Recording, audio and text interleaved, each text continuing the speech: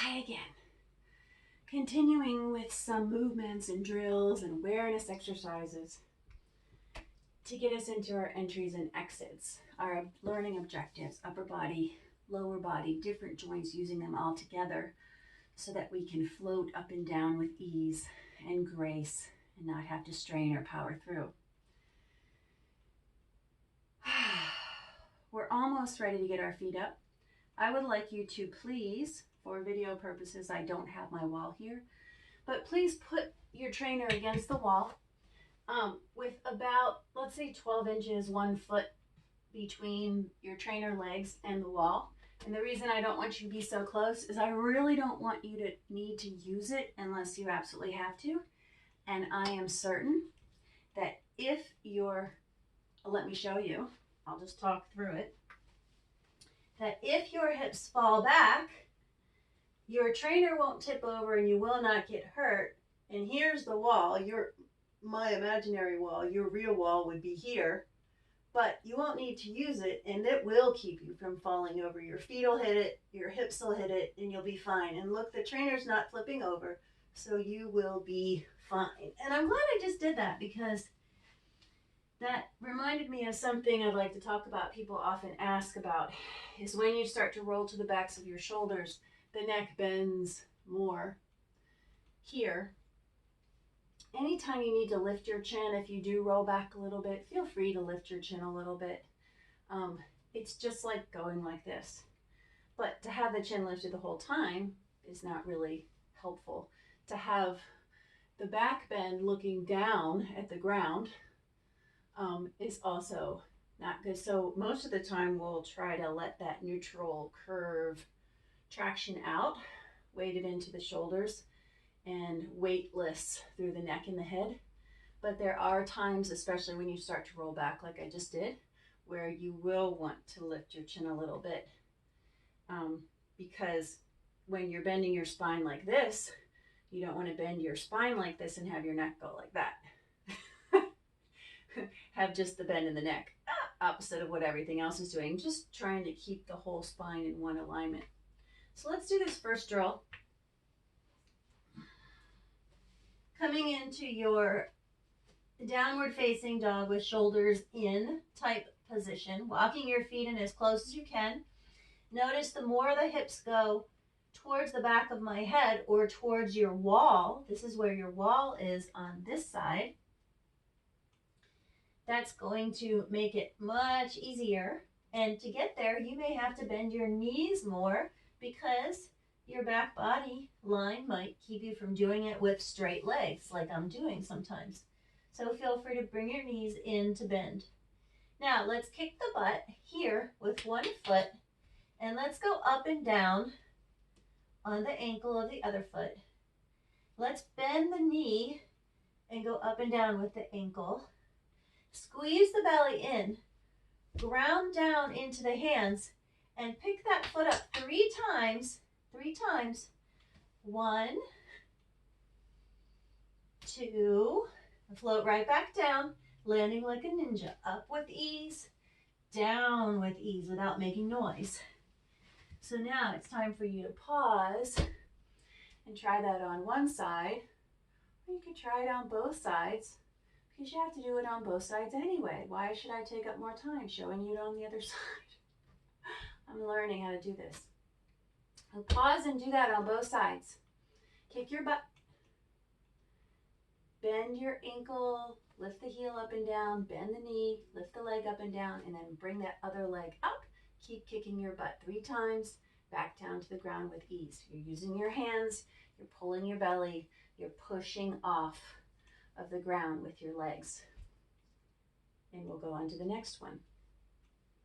That's called the single leg hop. Now you can try the double leg hop. Again, starting with your toes in as far as you can get them. Pressing down into your hands. Elbows stay in. Pull those elbows in so you have this vertical line through the arm bone to press into. Really helps. Relax your neck. Traction it out. Weight into your shoulders. Squeeze in through your belly. We've got 3 things to use here.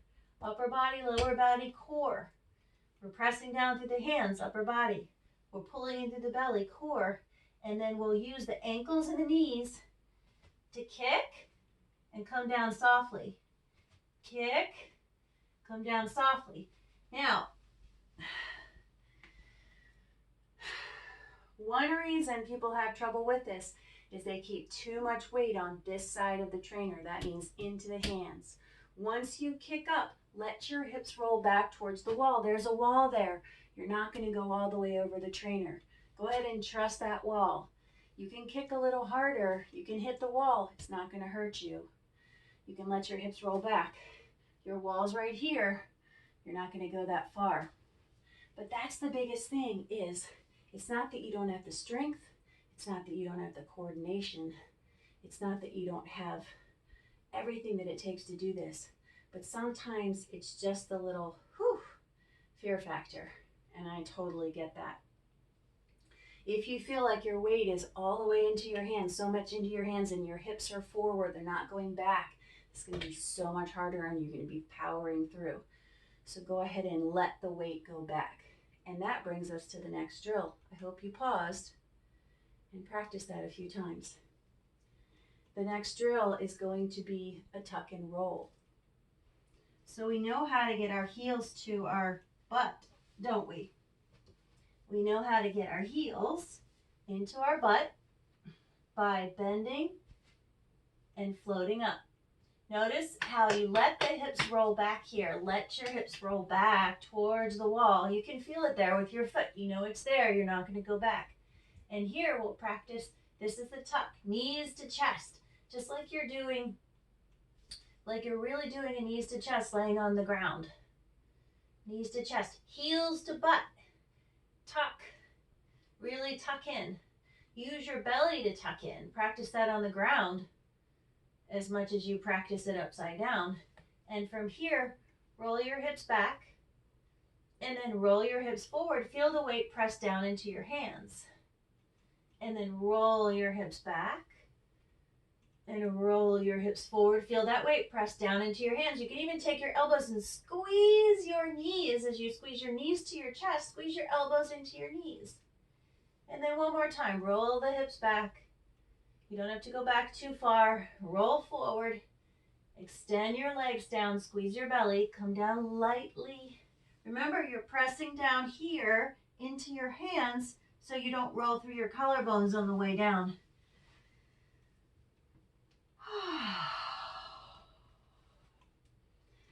And rest for a moment. So we're ready for the next drill. I need you to practice that at least 3 rolls forward and back, slow and with your breath. Did we talk about breath? How important is the breath here? Monumentally important. Monumentally important. So if we don't have that breath going, we're not going to connect to the core. We're not going to connect to the feeling and the mindfulness. It'll just be like a performance, or maybe trying to get into a certain shape for a picture, which is not fun. That's not full of joy. But if we inhale to prepare, exhale to execute, and then stay with the breath to stabilize wherever we are. So while we were doing those rolls back and forth, this is no different than any other kind of asana. You breathe in, you breathe out. And where you feel like you're requiring the most strength, core strength, arm strength, any kind of strength, and just engagement, breathe out there. That'll give you all the power. Where you can open up, breathe in. To prepare and open up, breathe out. To go deeper or to feel your strength. Remember that breath is always with you, and it'll take you through everything you need to do here. So, so valuable. So here's the last one for today, and we'll do a little bit more. We'll review these next week,